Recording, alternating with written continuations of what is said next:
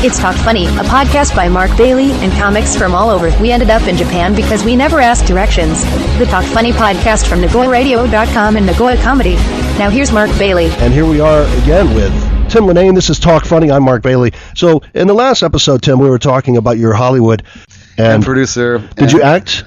No, I did. I acted in one. It's called Zombie Attack in Germany. Zombie Attack. Zombie Attack in German. I thought that's Zombie Attack. That's a Jewish nightmare. Zombie Attack in German. It's known as the Museum of the Dead in English. We'll eat you. They actually loved me because I was the head zombie, and I actually I did something very bad on set. I was there 2 days, and first day I had long hair, and I, like an idiot, after the first day I went and get my hair cut. Came back for a buzz cut, and they're like, "What the hell happened to you, Tim?" It's like, I got my hair cut. What's wrong with this? Yeah. Casting directors don't like that. Not really happy about that. Casting directors don't like you changing your appearance after they've cast you, I guess. Yes, they were not very happy about that at all. But I wound up on the poster. I wound up on the German poster. Cool. So I have a little DVD at home of me next to, and it was called Museum of the Dead, which is, of course, it's a museum. Right. Everybody and everything in there is dead. Yeah, most museums are full of dead It's things. like the cemetery of the dead. You know, I mean, what's up with that? It's like library of books. Yeah, most libraries have books. Yes. Hospital full of patients. Yes, exactly. It's another series. Cool. Have you ever gotten any invitations to do The Walking Dead? Because apparently it's easy to get there's so many zombies in that. Well, I hear they're actually bringing them over from the English teaching ranks. Yes. Yeah. Well, because that's what we are. Because we are zombies. Speaking zombies. As I've said in an earlier show, I teach at university. They call an hour and a half class a coma, and so sometimes I've taught 4 or 5 in a day, and I'm definitely in a coma. Hello. It happens. My name is seriously. Tim. I've been so tired. Your name. Coming back on the train that sometimes you'll lose an umbrella, you'll lose your wallet, you'll lose an iPhone. I don't know if it's age or just being tired. You pick up a dog. That's a story we'll have to get to. Yeah, I don't think I've told that story yet. I just did it on stage, I think. I did it in a bit. But what Tim is talking about is we had one of our shows.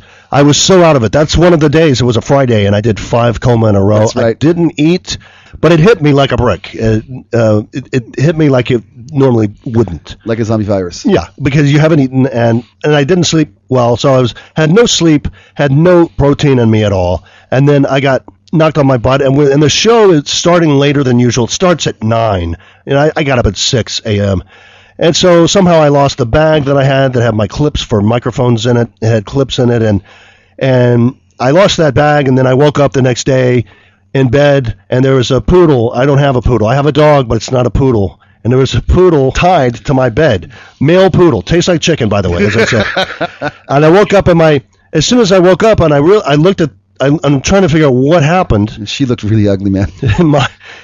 She's a dog. Man, she was a dog. I'm used to taking dogs home, but so that's one of my gags that I do is I say, aim for a 10 if you're going to pick up a girl. Aim for a 10 because you might go home with a dog if you start talking to a 7, as I did that night. I was talking to a 7. Yeah, that was pretty amazing. Yes. So as soon as I saw the dog, then I was thinking, what am I going to tell my wife? My wife opens the door. We don't sleep. I already said she's Japanese, so we sleep in separate rooms. I agree. There you go, man.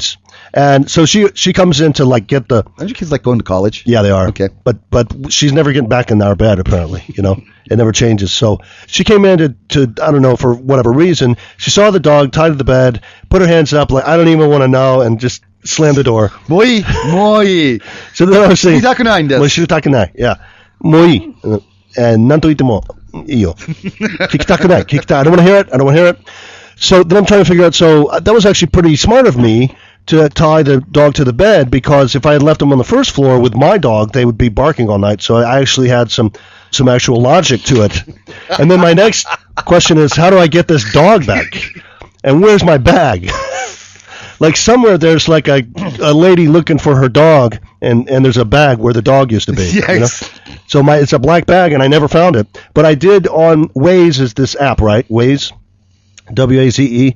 It's very good. I had Waze on, and I also had Google, one of those apps, and it has an archive on it. So it showed me my path home. I got lost, and I ended up with a dog, bringing a dog home. And so I looked, and I noticed that I spent about 25 minutes circling Hibino Station. Yeah. I figured that must be where the dog's from. I must have been chasing the dog, apparently. So I took a picture of the dog, left it there, left it on electric poles, and I got a call from the lady. So I brought the poodle back, And she's just looking at me for an explanation. I'm like, I don't have anything to say. I'm sorry. Here's your dog. And she's like, and? I've been impregnating your dog. That's what I've been doing. She's like, what do you do? I said, I'm a comedian. She goes, that's funny to you? And I said, well, I am going to be using it in my act. But I didn't do it because I'm a comedian. It's because I'm a comedian these things happen to me, right? So, yeah, so you have to be careful. Well, how did we get on this? There's something funny in Japan. That was kind of funny. Oh, right. So, yeah, we have a lot of strange things that happen to us, and I'm actually looking at my memo pad because I'll have something that happens to me, and I'm like, and I don't know how I'm going to use this, but I'll use it in the future for a skit or something. And so this is a question I know you love answering. I hate answering it as well. So how long do you plan to stay in Japan? Yeah, I tell them I'm staying forever, baby. Yeah. It's kind of, I don't know, it's kind of rude from our point of view to ask people that. It's like, I have a visa. I have a. Well, when are you going home, man? When are you going home? You don't belong here. Are you saying I don't belong here? You don't belong here, man. You saying because I'm taller than the tallest Japanese guy here? Yes. And round eyes. And it's like you wouldn't do that. You wouldn't do that in New York. Walk up to a Puerto Rican guy. When are you going back? You wouldn't do that. Lately they have been though. It's like, when are you going back, huh? When are you? So maybe. I think we should wrap this up, and we'll be back next week with Tim Lennane. This has been Talk Funny. I'm Mark Bailey, and he's been Tim Lennane. You can reach us at Axport Japan. I'm back in New York. Axport. You Axport me, man. That kind of name, man. Axport. Axport was a food importing company. And we imported lasagna until I got sick on one of the dishes, and then I thought, we might get sued. So it was like Hormel lasagna that we're importing. And what we didn't know is that they were keeping it at a warehouse in Hong Kong, a non-refrigerated warehouse. Does it get hot in Hong Kong in the summer? Yeah, apparently it does. There's poultry next door, right? Yeah, my intestines can tell you that, apparently it's too hot for lasagna, unrefrigerated. So, but we've still got the address, and I've got a really good system on that email address, askforjapan@yahoo.com. And we'd love to hear your comments or questions, and we'll talk to you next week. This has been Talk Funny.